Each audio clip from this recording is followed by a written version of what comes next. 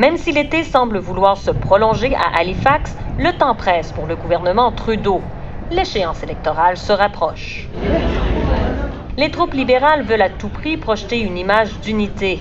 Dans une entrée bien orchestrée à la retraite du cabinet, au beau milieu de ses ministres, Justin Trudeau fait fi de l'impopularité de son parti. Notre choix sera toujours de construire et non de détruire.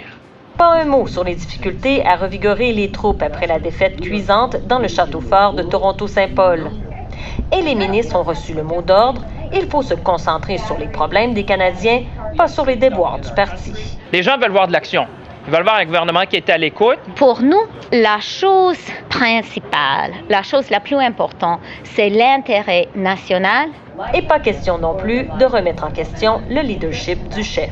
Le premier ministre a mon appui. Justin Trudeau ne compte pas s'inspirer de l'exemple du président américain Joe Biden, c'est-à-dire de prendre le pari que son départ donnera un nouvel élan à son parti. Les États-Unis, c'est un pays très différent du Canada. Je comprends que vous aimez bien parler politique. Les Canadiens, ça leur intéresse pas tellement de parler politique. Ils veulent parler de comment on va aider leur famille. Et au moment où tous tentent de serrer les rangs pour prendre les coups, Justin Trudeau pourrait devoir se priver d'un joueur important, son lieutenant du Québec. Content de vous voir, je me suis ennuyé d'à peu près tout le monde ici. Pablo Rodriguez songe à quitter le cabinet pour se lancer dans la course à la chefferie du Parti libéral du Québec. Pour l'instant, j'ai rien d'autre à ajouter, fait que je commencerai pas à faire la cassette ou d'inventer des trucs.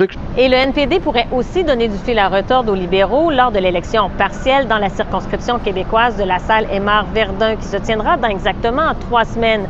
Une lutte à 3 s'y dessine et une défaite dans un autre château fort libéral pourrait rendre la pente encore plus difficile à remonter pour Justin Trudeau.